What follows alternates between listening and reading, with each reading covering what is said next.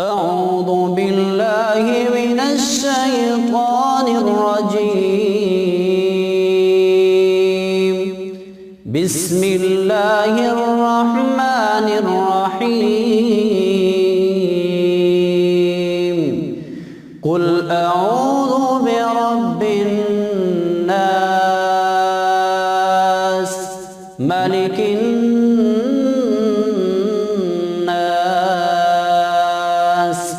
إله الناس من شر الوسواس الخناس